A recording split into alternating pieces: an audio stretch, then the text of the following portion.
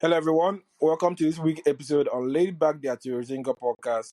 And our topic for this week is commercialization in the startup industry. Commercialization of ideas, patterns, and innovations can be a tedious journey that takes years, time, and resources. So today we'll be talking to barrister Ike Nwabufo, who has been a commercial attorney and management consultant since 2006. Ike currently consults in the technology industry ecosystem.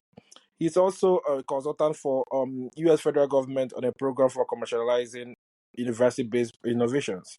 Hello, Ike. Welcome back to the show. Hey, Arenzo, thank you so much. It's always great to be here. Hello, everyone. Yeah, thank you for honoring the invitation. So, let me start by saying you must have enjoyed the first one and decided to come back again. Oh, well, I love torture. So, yeah, it can be, it's exciting and fun. Yeah, that's Yeah. cool. So, do you have any expectation that is different from the last time? Because this is a Oh, different well, topic altogether.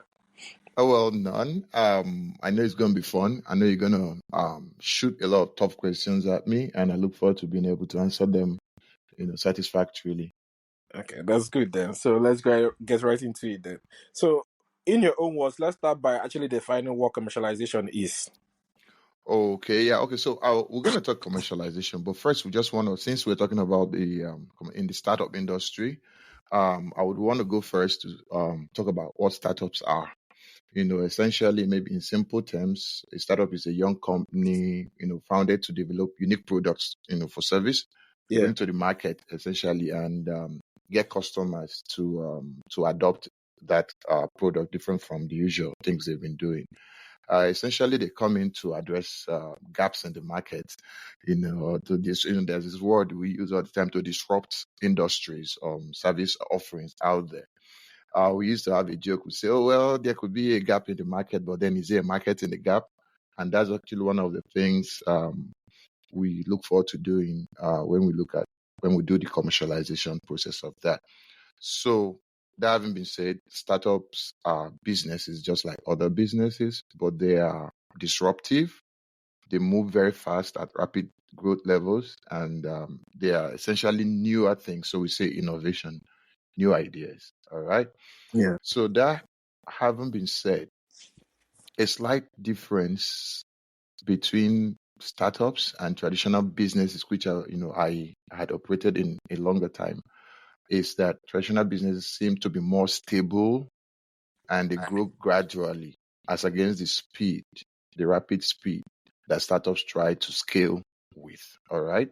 Yeah. Traditional businesses already have, established business models. For example, I sell shoes and that's it. You already have your known customers, you have a known market presence, you have your customer base, you've been operating for longer. But startups, for example, in this circumstance, might decide to replace shoes.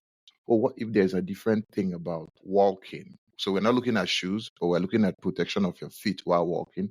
And so it can provide a new product idea, service to change the understanding of shoes, for example, and to make it adopted by everyone at different prices, different times of use, and so on and so forth. So those are some of the core differences. Startups are based on risk. What if this does not work? Traditional businesses hate risk. They just want to be stable, be consistent, and move the gentle way they've been moving towards their own market acquisition and domination. So, having looked at all that, commercialization for me and from how I've seen it in the industry is just that entire process of transforming your ideas or technologies, into viable market solutions. Okay. And at the core of the commercialization conversation is the idea that everybody has an idea. Ideas are dime a dozen. We have Yeah. ideas in the bathroom. We have ideas when we're taking walks. So every idea is but for us, every idea is only as good as the value it yields to both you as a concept owner and to the wider community out there. Okay. That's essentially what is the financial value you derive from the community in exchange for their use or consumption of your products, of the products and services that come from your idea.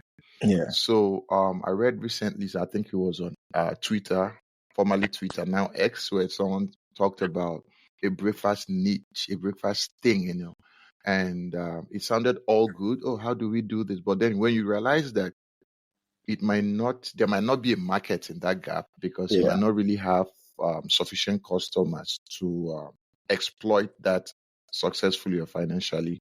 But so you can have ideas, but if the ideas cannot translate to financial value to you, or it It's not cannot be very safe. expanded commercially, then it's a failure. Even Yeah. though we encourage the ideas, because until you have tested the ideas, we don't agree that it's selling. All right. Yeah. So now commercialization for us is just basically transform your guesswork ideas through scientific processes. We adopted more scientific processes. So it's not just a patchwork of throw this in here, throw this in there. No, we try to use time-tested processes to ensure that those ideas meet markets and they are successful in the markets. Yeah. Okay. So the process we look at it, I think it's across a five-stage process. Yeah. But Starts with the innovation yeah, itself. yeah, Yeah. but before we get to that point where we talk about the innovation part, you did mention about idea that everybody has ideas. Yeah. Yeah. So let's start with conceiving that great idea. For example, where do we? Okay, in your own words, and this is just me, not just asking now. Where do you really think ideas come from? Do you think they come externally or internally? Where do you really think they come from? Oh, well, we're always the sum of our experiences. Yeah. Okay, yeah. So assuming you've had to walk maybe from your house to school and it rained and there was no car, there was no bike, there was nothing to protect you, and you don't have an umbrella, there are tendencies that a few days later you'd be when you're planning to go out next time, you're gonna have to think up how do I get from point A to point B without getting soaked in the rain. Yeah. And so you definitely have to look for ideas. You might, maybe the best of your idea might be to have a waterproof bag covering yourself, or it could be that you try to sew it into a raincoat, or you try to make it into something like an umbrella, or you could look out for your friend and say, hey, if you're going this way, could I join you up? And then tomorrow I can cook for you. So ideas can come in from a lot of experiences. You could come in different ways. You could be in the shower taking a bath. Something hits your head. You could be driving long distance and something comes to your head. You could be reading the newspaper. You could be watching the news, and something provokes your thought. We are humans, and so there's a tendency as Homo sapiens, as thinking humans, to want to find something to meet any gap we have in life, any space, any vacuum. How do we make it up? How do we bridge that absence? Okay. Yeah. So that's, for me, that's how ideas. Everybody has an idea somehow or the other. The question is the quality and then the utility. All right. You can't maybe you can be in the North Pole and your best idea is how do I provide ice? There's ice there already, so there's no quality to that, there's no utility to that. But Yeah. if you find yourself in the desert and you're thinking maybe how do I make water come? Or how do I drill a well as fast as possible? Those are examples of good quality, high utility ideas. Yeah. Okay. So ideas are dime a dozen, like they say. The graveyard is just the home of ideas unused. And also, jumping off that, the reason why we encourage ideas is this: you have it in your head, you don't bring it out, you die with it. That's a waste to humanity. True. So we always say, no matter how silly it sounds at first, you can talk to someone about it because you can refine ideas. All right. True. Yeah. So that's actually when I said innovation earlier. Innovation is simply thinking of something new, having something new in your head. That's just having the ideas. All right. Yeah. And then refining it for use becomes the next step. So that was why, like I said, we have these 5 steps. Innovation is the first, refining is the second. Okay. And before you meet others like scaling up, and your marketing and sales, your whatever, like launching the products. But first, without any idea, there's nothing to work with. Yeah. Okay. I And get then that. secondly, when you have the idea, okay, an example is this. Before now, we used to have taxis everywhere. Everybody, you could go out, take a taxi, but sometimes it wasn't that efficient. Okay, because it wasn't all that efficient to taxi drivers who had to drive around distances before they could find passengers. And maybe you just came out of your house and realized that the nearest taxi had just passed your house and is about a kilometer away. So that was also not efficient for customers. It was also not good for the cars. It was also not good for the environment because you had people burning fuel. And then you had someone like the founder of Uber saying, hey, but I can find something that can congregate cabs within nearest neighborhoods to trace people who need it immediately. And then that's why providing value across the whole chain. Okay. So that was an idea. And maybe at first when he thought about it, it could have been haywire, horse-brained. Everybody says, oh, this wouldn't work. How are you going to break monopoly of taxi owners and so on and so forth? But when you move to the process of refining it, and then you start asking yourself questions, you start answering the questions of why not or how. Okay. That's the next stage. That's about product refining. Okay. And this step, actually, for me, the second step in the process is the most important. Refining your ideas for market entry. Yeah. Okay. Because there are people who are, I would say, very, their brains are fertile, but then they are social cowards. They don't know how to raise their ideas to the next person because they feel, oh, this would be silly. All right. But then you find that through engaging or communicating your ideas is the only way you can ever find out, we call it validation, if the idea is useful. Okay. Yeah. You could have an idea and you find out that while it's useful, it's not useful today. Okay. So Yeah. instead of rushing to bring out 100,000 units of that product today, by discussing it with potential customers, they will let you know that it's better you bring that product to them 6 months from now. For example, you're able to mix tea and mint and some of that stuff into a very wonderful, healthy, tasty, hot tea. But when you bring it during the summer, really, all right. But if you're able to bring out that product in the winter, then you have greater chances of selling and impacting people. And you can only determine this when you've gone out to talk to a lot of people and say, hey, Arinze, if I give you this product, will you like it? Arinze will say, yeah, I would like it, but not now.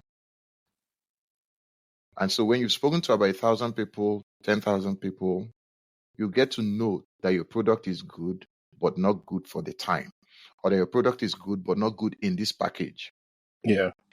Okay, so these are ways, this is one of the ways, when we call the customer discovery interview, is to engage with potential customers. Okay, and also not just to take the decisions on the product itself, but on who is your best end user. I give an example. You have so many of these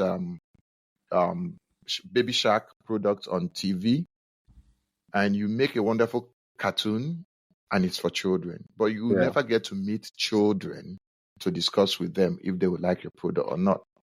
Okay, Yeah. so by going out there, you realize the difference between an end user or the customer paying or the influencer of your product. So you get to know that you're going to talk to dads and moms, okay, to know if they would need a cartoon that will keep their children engaged for 4 hours while they do some other work. Okay. So, or maybe you can have a health care product, something that is good for the patient. But if you've not met with the doctors who are going to prescribe these things for them to understand why this should be prescribed, patients will not be able to self-medicate. Yeah. So it's by going out there into we'll call it the wider market world, to discuss with potential customers, to know how your product is going to affect them, to know when it's going to affect them, and then to know what is going to give you when you affect them Yeah. successfully. Yeah. So that's our customer discovery process, which for me and for the ecosystem I work with is one of the most important components of the conversation. Yeah. So that means you've just spoken about moving from ideation to actually commercialization now. Yes, please. So now, but still talking about the idea part. Um, how do you think? Because I understand that because turning an idea into a product is actually hard. How can one, before you go out to start looking for customers and all, but how can one actually convince their team? Because if they're trying to build a startup, they need to set up a team or find people they're going to partner with or whatever. How can they actually convince their team that their idea is actually great? Do they need data, or do they just, or do you just have to have charisma and Oh charm? yeah. Okay, yeah. So I think one of the easiest things to do is to be that charismatic leader. Yeah, Okay. Before you talk about having a team, you need to have a message. You have to have a gospel, and then you look for those who help to spread your gospel. yeah, And so first is to have the idea, and then you look for people who you're going to say to, hey guys, I have this idea. What do you think about it? Do you think there's any hope? And they say, well, if we come together, I can drive, you can fuel the car, and this person can speak to the customers, then sure, we can go. So there are actually sometimes in your team folks who are not necessarily believers in the product, per se, but they're believers in you and who are able to provide some support for you to go out there to talk to potential customers. Okay. So with respect to raising a team, it's based off of several reasons. There are some members of your team who are there in just for the money in exchange for their skills. yeah, Okay, there are some of them who are there because they like the product idea and they want to see it flourish first. Of course, everybody at the end of the day hopes to make some money from it one way or another. yeah, Okay, yeah, and depending on the level of value of service they're going to provide you, some of them would be good marketers, and all they want to know is, can you design a product for me today that I can take out to the market? Then yeah, there are some who are introverted creators or builders who are not really interested in going out to talk to people. But if you give them that product by 12 midnight, they can guarantee you they won't sleep. 4 a.m., they have your product out. yeah, So getting your team usually is a function of you and how well people have respected you enough to follow with your message. yeah. It's a lot, yeah. So it's a lot subjective in that Yeah, regard. yeah.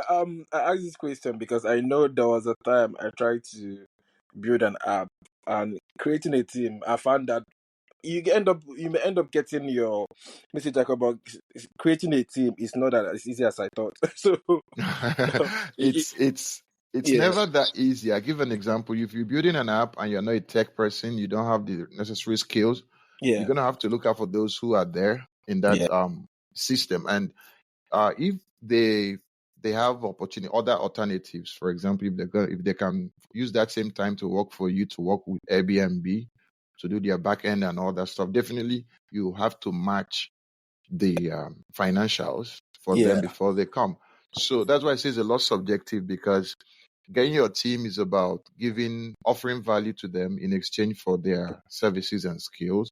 And it yeah, depends on the value. Now, there are folks who, so many of the first line, I think Amazon and so on and so forth, had their friends who came in and said, you know what?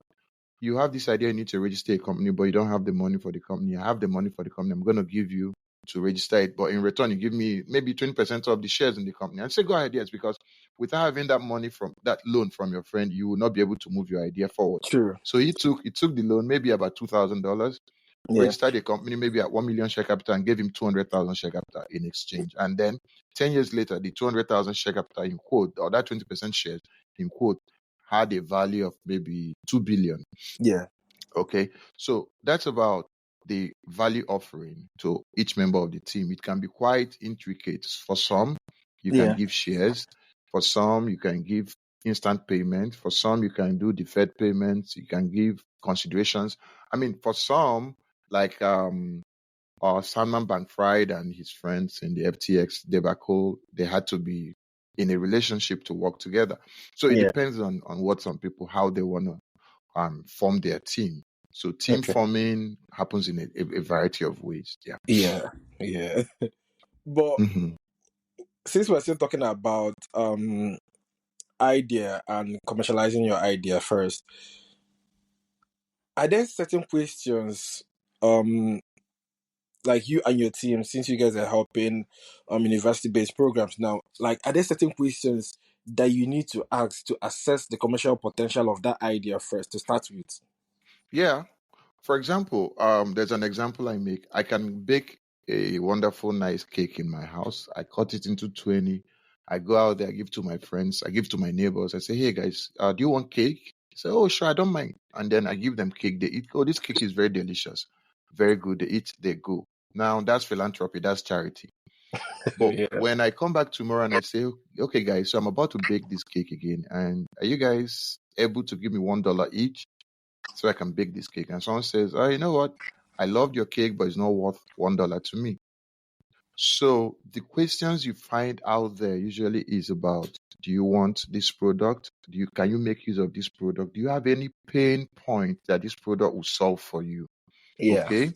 And in exchange for solving this pain point for you, how much are you willing to pay? All right. Yeah. If I give you this product. Now, at the initial point, the person might say, as much as this product is worth $20, but all I have right now is 5, and I Yeah. really love your product. So at that initial stage, you are beginning to convert the idea of your product to something that someone can pay for no matter the price. Yeah. Because the reason why you get to that stage is this: your initial production costs might not be that efficient, which means maybe to produce a unit of stuff might cost maybe $20 at that point. Yeah. But when you have validated that product by understanding that there are people out there who are ready to pay $5 at this time for that product. Now, remember I said your cost of production is 10, but your price, the price you can achieve at this point is $5. So Yeah. one of the answers that transaction gives you is this: people want this product. People are ready to pay for it. Those people can only afford $5. So it becomes important for me to bring in a production process that moves cost of production from $10 to maybe $2, Yeah. so that I can sell at $5 and still make profit and have a good margin. So Yeah. by that engagement, by that customer discovery engagement, you've discovered something. I have a good product. People want to buy it. They want to buy it at this price. And so you go back to your own end. Maybe initially you didn't really have that much money. And that's when you go seek investors. All right. To Yeah. get people to say, hey, if I had $20 million, I would be able to build factories. I'll be able to Yeah. have supply chains that will make this product easier to produce, cheaper to produce, and faster to bring across to the market. So those are the factors. All right. And that's Yeah. why I said that the most important component of the innovation system is the customer discovery. All right. Yeah. That's, you know, getting your product refined for market and getting it tested and validated. Okay. So once your program has been your product has been validated, so now let's get into commercialization itself. So I read somewhere that there are different strategies for commercialization. So we've Mhm. talked about the ideation phase, which is the idea. So they call it the Mhm. pre-commercialization. Then the Yeah. commercialization itself, they say is the present process stage, and then the post-commercialization, which is the stakeholder stage. So we've been talking about pre-commercialization. So before we get to the commercialization itself, how can we produce like a prototype of our product, or like how can we even be sure that our innovation is patentable or not patentable before we get to the commercialization stage? Okay. Yeah. So first is this: every product design that you've done at home or wherever in the lab from beginning to the end is patentable. Every idea is patentable, even if it's silly. Okay. Yeah. So long as it works. All right. And it could work one way. The fact that going to the market and learning that you need to change it from that first way to another way doesn't make it not patentable. It's already patentable. For example, if I make a socket that use maybe a charger that uses 5 prongs, okay, Yeah. and anytime I plug that into a socket, it works. Now that idea works, so it makes it patentable. But if I go to the market and realize that folks cannot buy a 5 prong charger because they already have 3 prong sockets, and Yeah. then I go back home to change my work to 3 prongs, that's the improvement on the process, which I could also still go ahead and patent if there's no competing patent on it already. All right. Yeah. So Yeah. almost every idea, once it's functional, is patentable. Just want to get that off. Yeah. Then two is now, because we have different types of products, we generally call it the minimum viable product. Okay, Yeah. it could be a dummy. For example, you could have, if it's a website or a web app or whatever it is, you could have just a landing page that provides information to everyone, and you can say, hey guys, you can just, assuming you want to, maybe let's use Tinder matchmaking, for example, and you say, have you been looking forward to meeting wonderful people of whatever gender who like ice cream? Okay, maybe out there in the market it's been tough meeting people who like ice cream. And so you feel maybe there are one or two persons that have said, I would love to meet a partner who loves ice cream. And so you go and create that web solution. Yeah. Okay. And then you say, hey, guys, this is June. I have this idea that will make it easy for you guys to meet people who like ice cream.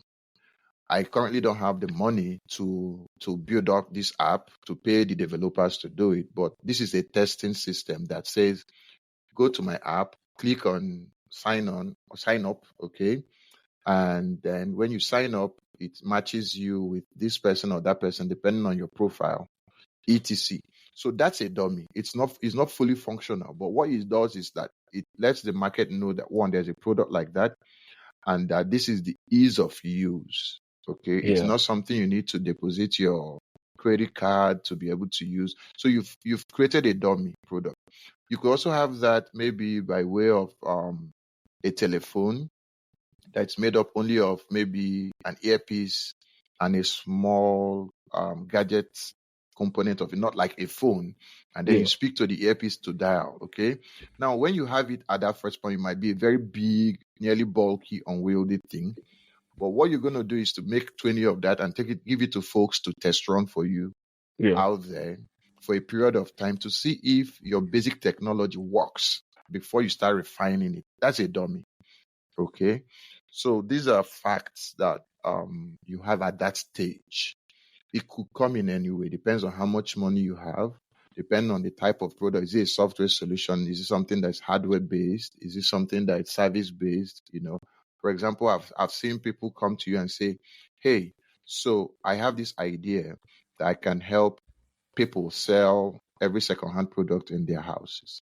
So maybe you have 20. Just give me one to go out to test for you. If I'm able to sell it, then we can discuss the other 20. And so this guy that is doing this goes around to 20 houses. And when he has seen that people are willing to give them one of their products each, okay, he can go back to train a marketing team of 200 so that when they go, they can pick the 20. So those are testing dummies at that point. Yeah. Yeah. It's just for you to test for early adopters and to get feedback from the market as to the market fit. We call it the product market fit. Okay. So after you've built the prototype, now we're looking at commercialization now. We've talked about pre-commercialization, the ideation, the building the prototype, trying as much as possible to know whether your innovation is patentable. So if we get to the commercialization stage now, I noticed a lot of people have complained that it takes a long time and it requires a collaboration of different departments: the planning department, the product management department, transportation, inventory, packaging, and the rest of them. Um, could you take us through the steps of commercialization? Okay, yeah. So now I'm going to say this in the first instance: both the pre and post commercialization for us is an end-to-end system. Okay, Okay. like I said, that goes from that innovation to launch. Okay, in fact, from innovation to marketing and sales, which is the last stage before the launch. Okay, so it's a 5 series thing, like stating technically innovation, which is developing your ideas or technology. 2, preparation, which is refining your innovations through many methods: customer discovery, product market fit study, business model canvas, lean startup methodology. Then 3 is your scaling up. All right. Yeah. Like you're trying to create a bit more so that you have more to offer to the market, even at initially inefficient prices. Okay. And Yeah. then when you see that there is greater adoption, then you have your marketing and sales. Like, for example, for us in Nigeria, we use more of distributors instead Yeah. of direct from producers to wholesalers, retailers, and so on and so forth. But essentially, that's your marketing and sales channels. You create Yes. your market efforts. And then your final launching is you have tested these products out there. You see that they have value. You have gone back, you have refined it to package it in the best ways that customers will like it at the best prices you feel customers will like it. And Yeah. then you have produced sufficient to meet demand. That's the inventory you talked about. All right. Because it Yeah. doesn't make sense that you had people not initially knowing about your product. Then when you've made them to know about it and they start to like it, each time they go to the shops, they don't find it, for example. Yeah. Okay. Yeah. So that's like I said, that just for us, that's about for us, the pre and post constitute one single end to end of 5 processes. Okay. Yeah. Now, can you give me your question again? Let me get to it. Okay. So my question is, right?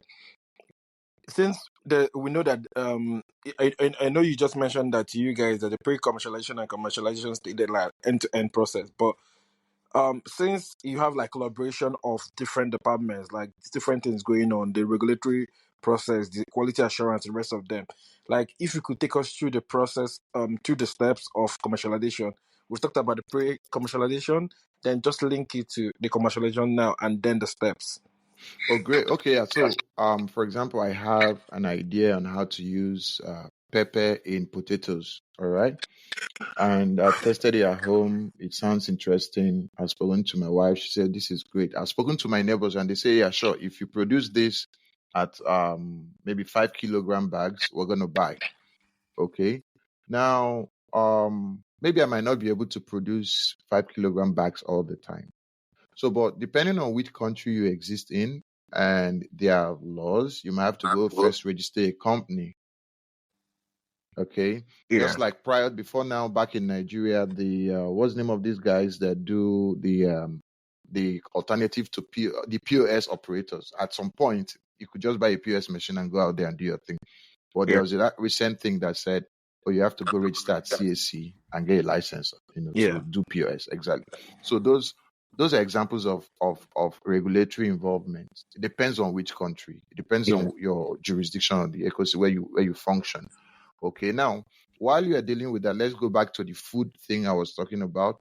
Maybe because it's food and there are laws in your country that says, oh, for you to have food, you have to have a NAFDAC license. I have to go get that. Yeah. All right. And then you could also say, for me to prepare this, I have to have a lab or I have to have a factory where I produce it. And that factory is going to be subjected to inspections, pre-operation and in operation. And then my staff are going to have the food handler certification. All these things could come up. Okay. Now, if I'm recruiting staff at that initial point, when I don't really have so much money to pay, I could use different methods to get my staff to come in. I could say, oh, maybe you're a marketer. If you sell this amount, you get a commission. All right. Or Yeah. I could say, oh, you come in and I'll give all of you, 20 of you as marketers, I'm going to give you people 5% of my company value. So go out and sell. And then when my company has achieved a certain value, then I'm going to convert this so you can sell those shares and make money from it. That's one way. You could also say, hey, I'm going to borrow money from the bank and I'm going to pay you guys 20,000 every month.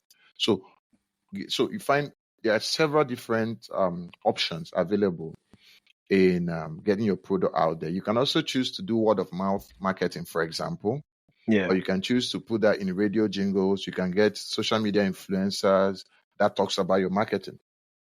Okay. You Mm. can choose to have your product done at home or done at the factory, and then you sell only to direct users. Okay.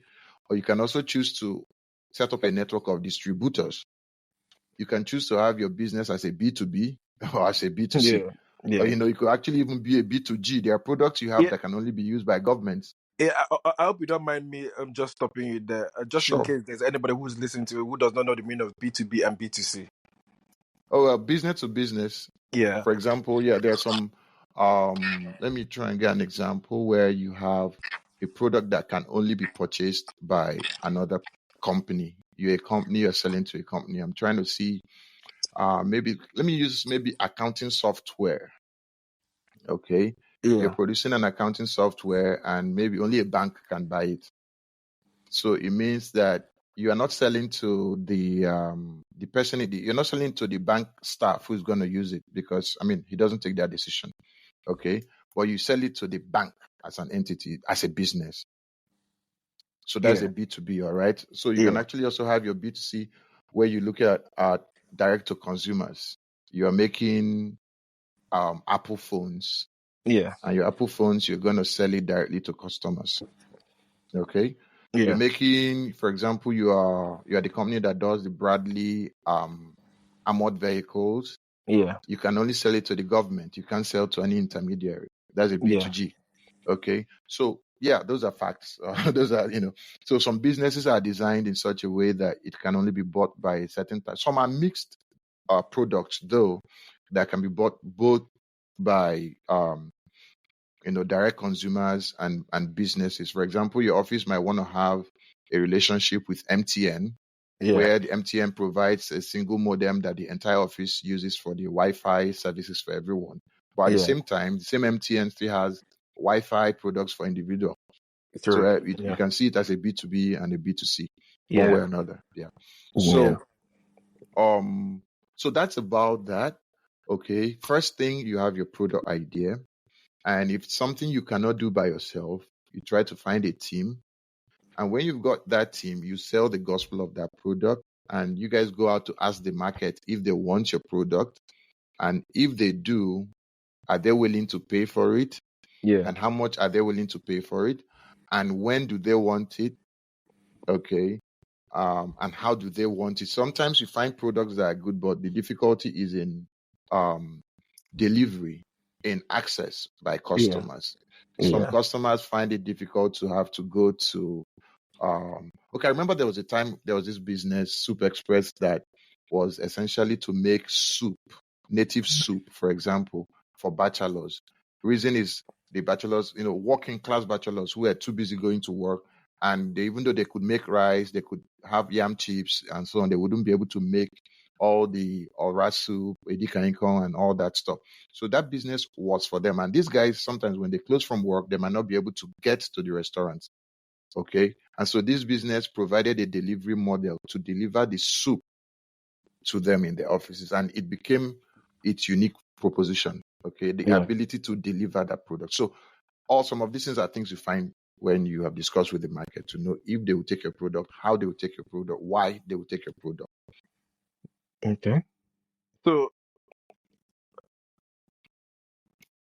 I want to talk about fast tracking the process, but before I get to that, you've mentioned so many people you need to talk to. So that means, because we talked about charisma and charm initially, so that means communication is very, very key here. Then, because you have a lot of people you have to talk to make it a success. Because since we'll be dealing with a lot of egos and personality that may clash, how much, before we talk about fast tracking the problem, but how much do you think communication is important in this process of commercialization, taking your idea from idea to the commercialization stage? Without communication, I mean, people around you are not clairvoyant. They are not spirits. All right. So, I mean, without communication, I'll give an example. You know me, I'm always using these examples. If you like a girl out there in the Okay. street and you don't tell her, how she's going to know you like her? Yeah, then you start blaming her. So, in every way, exactly. For me, I Yeah. say this in every way. So, if you don't communicate, you don't blame anyone. I True. mean, nobody knows nobody can know what you have if you don't tell them, here I am. You know what they Yeah. say about nobody knows that you're there unless you say, here I am. So, Yeah. communication is at the core. That's why we speak, we write. Okay, Yeah. that's why as humans we communicate. We are built to communicate. Okay, Yeah. so communication, communication, communication, and of course it's a two-way thing. You give output, you have open up for feedback and input. Yeah. All right. Otherwise, you've not communicated because you didn't get to process any responses. Yeah. Okay. Yeah. So that's it. Communication is everything. Communication, even with respect to, okay, I'll give an example of this. You go to someone and you say, hey, I have this product, and it's going to, and you talk about the product only. I said, this my product can it can flashlight at night. It's cold. It helps you to do. You're not talking about the help of the benefit of that product to the user. You're talking only about the product itself. By the time you're Yeah. done, the person says, okay, so what's my business with it? That means your communication failed. Yeah. Okay, so How's that going to usually affect my life? exactly, yeah. So I always tell people this. I say when you're going to communicate, focus on the pain points that this person has, the solution your product is going to bring to their life. For example, I use children, and I said, if you have a TV channel, don't go telling me about the TV channel being, oh, it's state of the art, this is that. No, if you're going to talk to me, tell me, hey, I know you work so hard, and I know you want your children to be kept busy while you work, and so you can rest while they're also learning something nice. So if this is your need, then my TV channel can provide that. So when you have met my own problems, when you've met the fact that I come back from work very tired and so on, I'm a very busy person, and at the same time I don't want my children to consume junk of media, and you've tailored your product sales, your marketing pitch to me, meeting those my needs. Yeah. Why not? I'll sign up with you immediately. So that's it about communication. You have to find the right words, you have to find the right pictures to Yeah. paint, to get across to the next person, to convince them of a need to have your product, and not just to have it, but to be able to give up something in return to have your product. Okay. Okay.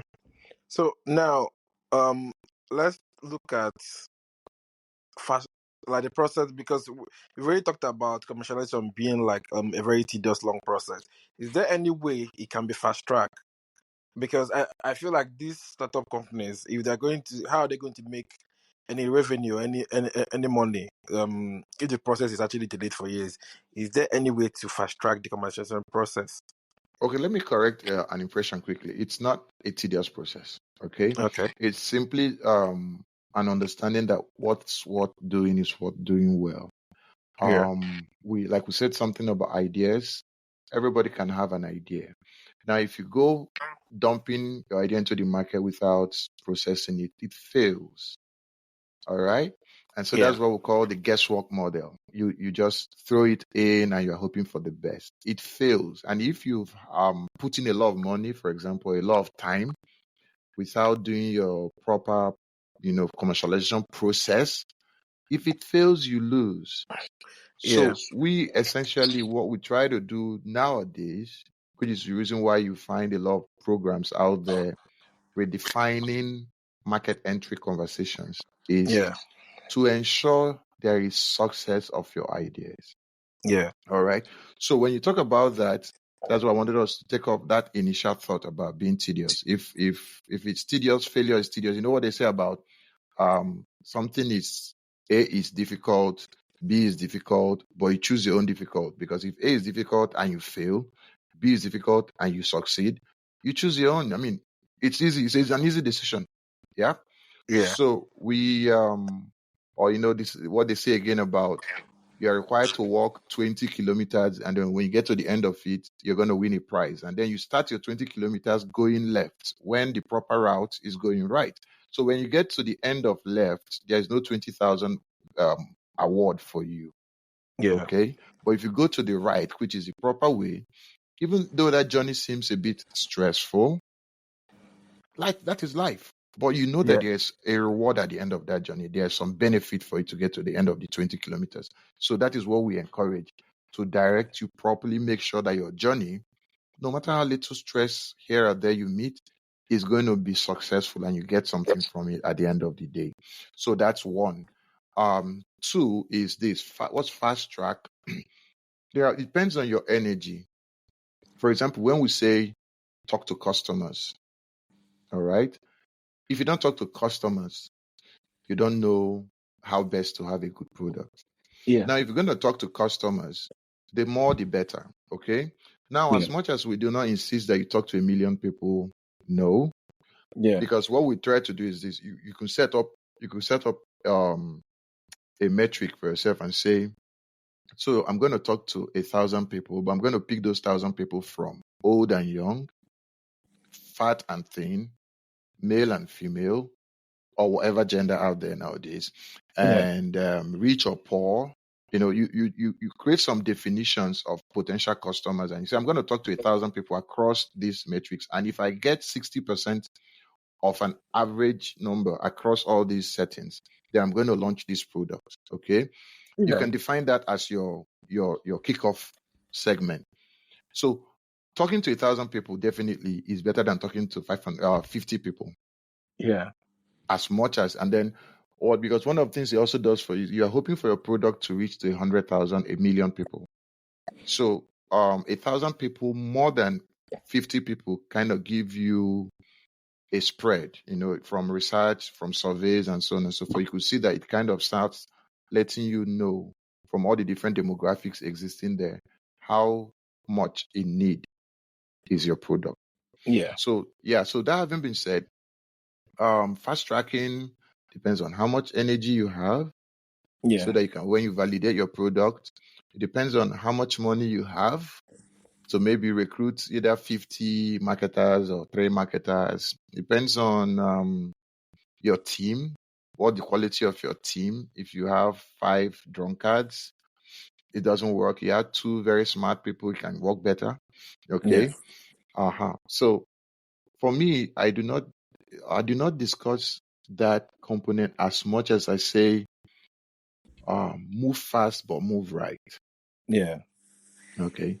Yeah. So that's what I would say about that. In this innovation system, we want to scale as fast as possible, but you don't produce 100,000 units at 2 million, throw it into the market, and everything is returned to you, rotting away in the warehouse. That's a waste. Yeah. So instead of Okay. moving that fast, instead of saying, oh, fast track, you can make sure you have a wide coverage at your customer discovery component of it. And then when you validate it fast enough, then you can move to production and launch. Yeah. So, but talking about the customer discovery you just mentioned, how important do you think the customers and other stakeholders are in verifying the product innovation decisions? I don't like pepper.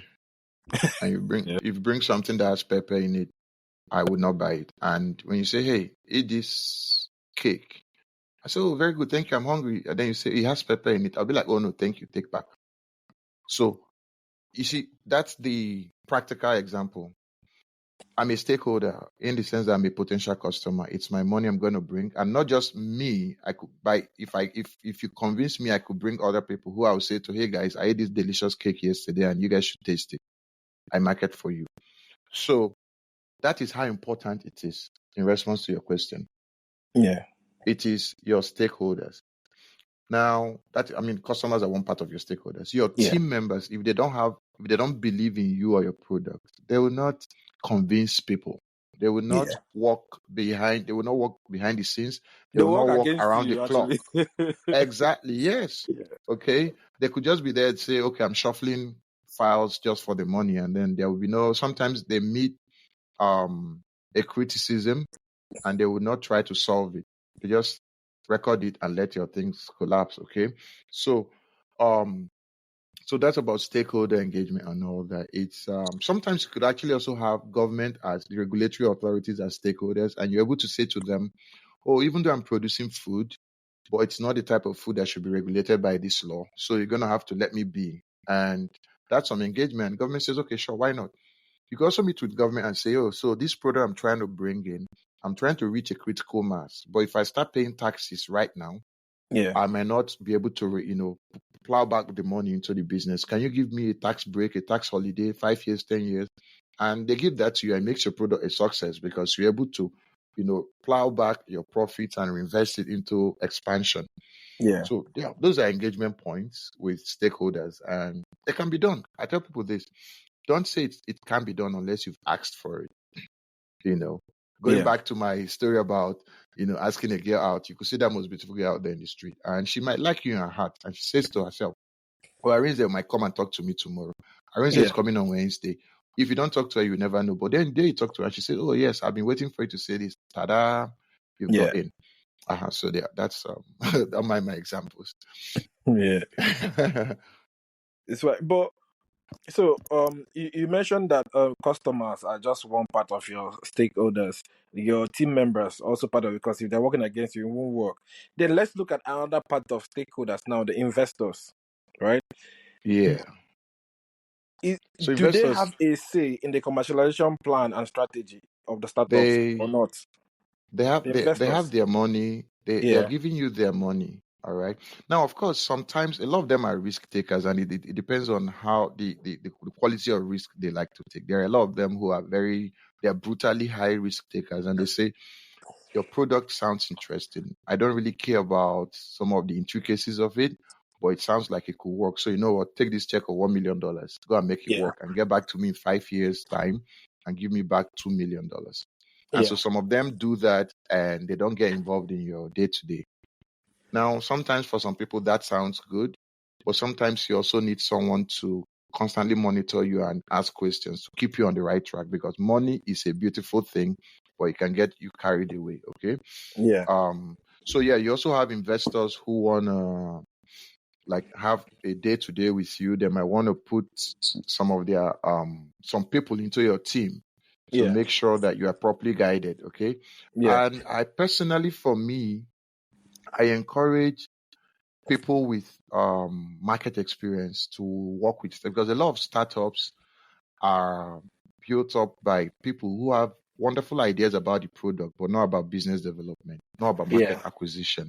Yeah. So sometimes I see, when you look at the startup ecosystem, it's quite beautiful. You have the venture capitalists, you have angel investors, you have mentors, you have accelerators and incubators. You have so many of that, and they all have a role to play. Yeah. Okay. Um, so yeah, it depends on the relationship you have. I know a place like Y Combinator, for example, helps to refine and define you. And then Yeah. afterwards they take a 7% stake in your system, and then they help you to attract other VCs and other angel investors. Okay. Yeah. And usually for most investors in Y Combinator startups, there's usually that 20% shareholding that they can take depending on the value they want to give for it. But I noticed recently that most of the teams that work through Y Combinator now, they don't want to give above 10% of their shares to whoever for whatever value. Yeah. Okay. Yeah. So investors come in and say to you, I have this amount of money to give to you. Or I give an example using traditional business. Okay. You Yeah. could be a trader, you went to China and then you saw this nice pair of red shoes and you think, oh, this could be good for the market. So you buy 20. And then when you come back to Nigeria, you're able to sell off the 20 very fast at good profit. But you don't have that much money. So you go around and tell some of your uncles and say, hey, guys, if you guys can give me 10 million each, there's this product I want to bring in. When I bring it in and I sell, I'm going to give you guys 50 million back each. Okay. And so your uncle Yeah. could say, oh, well, Arinze, that's 50 million from five of us. You are too young to control it. I'm going to go to China with you to make sure you're not defrauded. Yeah. Okay. And then another uncle could say, you know what? I don't want to care. You've been successful in this business. You can go do it yourself. Yeah. While some will say to you, I can give you this money. That's beautiful. But when you come back, I'm going to have to take about 2 of these containers because I have friends somewhere in the village that will really love to buy this. And it makes me able to get my money faster. Yeah. So you find there are different facets of investor engagement, investor involvement. It could come in a variety of ways. Okay. Okay. When some of them, when they take the shares, they come to the shareholders meeting and they're able to change your direction sometimes. And that's Yeah. direction in terms of product, target customers, pricing, and so many things. Yeah. Yeah. Okay. So, because of time, we have to start rounding off. Okay, but let me ask you one question before we get to the final one. So now, you are working you're trying to help you're helping the US government to help university based programs to actually come up with their own startups. So, and I noticed there are a lot of programs now called startup accelerators that are popping up everywhere. So what do you think is the best commercialization strategy for these startups? Because I've seen other people employ other strategies as well. Do you think the accelerators is the best strategy, or do you think there's another way to actually go about it now? Accelerators are a super good strategy. Mentors are a super good strategy. Venture capitalists are, in fact, all the things, all the participants in the ecosystem are the best for the ecosystem because it's everybody's needed. All hands are required to be on deck. Okay. Yeah, Yes. So that's how I would put it. Okay. Incubators, accelerators, mentors, service providers, every component of the ecosystem that supports it to get from idea to a commercially viable product is good for it. All right. yeah, And one of the things I also say is this, at some point in the startup ecosystem, some of these words, some of these new phrases and terms all came up and they sound technically different from what you find in traditional business. yeah, They are not that much different. There are some components of it that could be different. Just the same way a human being is different from the next human being, but they are both human beings. When I gave the example, for example, of your uncles investing in your business for you to yeah, import something from China, it's also almost the same thing you find with VCs, with angel investors of every type. And when you have the Igbo apprentice system, where you have one boy learning under his master and so on and so forth, that's also part of the learnings or teachings you find within the incubators. Okay, so yeah, it's not necessarily that there is that much difference from what you found before. Okay, it's just that they are doing the same thing in different ways to encourage a business idea to grow and to yeah. become successful. So it could be just like when you might have a coach for basketball, a coach for football. They are doing the same coaching different ways, but to achieve the same result. Okay, okay. So because of time now, so you're already doing the same. You're already working in that capacity anyway. But what advice, since you're a consultant, so what advice would you give to anyone? Because who is full of ideas? Because you said that ideas are everywhere. Everybody has ideas, Hmm. and the person is thinking of starting a company. In terms of commercialization, what advice would you give to the person? First, be bold. Okay, so when you have an idea, you don't know if it will be successful. Yeah, And the only way you know if it will be successful is that you bring it out there. So the core advice I'll give is this: go out there and test your product. Okay. yeah, Communicate the existence of your product. That's it. Simple. yeah, Why I say this is because sometimes people might have ideas and then something happens 5 years down the line and they say, oh, do you know, I had something that should have been useful for this. The world did not know about it. Okay, I'll give you an example. Zoom. Zoom was an idea that was out there, to have meetings for big groups of people in real time across time zones. They had the idea, they brought it out, and they were trying to make it work. But prior to COVID-19, there was not that much need, or, it wasn't that essential because people could move around and go for meetings and even talk on the phone. Okay. yeah, But during coronavirus pandemic, we found the core need for products like Zoom. So if not that the makers of Zoom thought about these products and brought them out in the first place, yeah, then the world would have failed to have that benefit and they would have lost the income that came from it. The same thing with Facebook, the same thing with LinkedIn, the same thing with AI as we have it now. These are wild, crazy ideas, but until they were brought out and were challenged and were tested and were improved upon, they were not existing, they were not useful. yeah, So the single biggest idea I have to say to people today is if you have an idea, of course, think on it a little bit more. Don't just dump it out there, as because sometimes the way you bring out your idea might sound so silly that even when it could have been refined by consultation with people, you bring it out so terribly bad that nobody wants it. But it's something that if you had processed a little bit more and brought it out, you'd have got some more mental help in developing it and then taking it out to the market. Okay. Yeah. Then the second thing I also want to say, this is for everyone. I noticed that there is a lot of interest in startups, innovation, and it's more of egotistic ego per se of Yeah. everybody wants to answer founder today. Okay.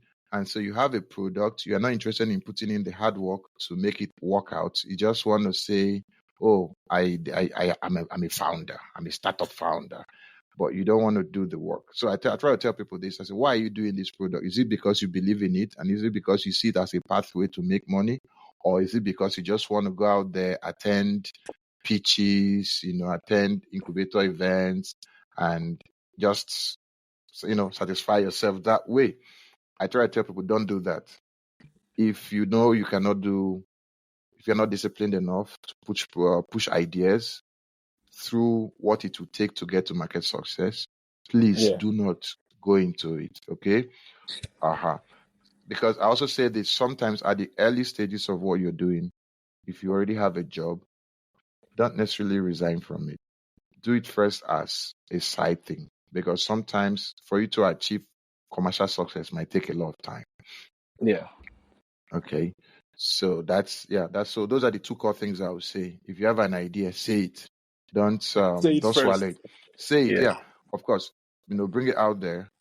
Try to put some air on it and put some sunlight on it and see if it will survive. Okay. Okay. And then No. 2 is, please, not everybody will be a founder. My people, please, not everybody will be in startup. Please don't just come, oh, I'm a startup ecosystem so you can look good to people. Please just don't crowd Yeah. this space. So let serious people do serious things. Yeah. Yeah. Yeah. But that's actually funny. Yeah. But like you said, I agree. First and foremost, be bold. I say this to people all the time.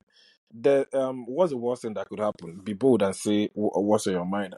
If you have an idea, even if I know there are people who actually put you down, and so everybody, a lot of people are scared. But what's the worst thing that can happen? You will learn from it anyway.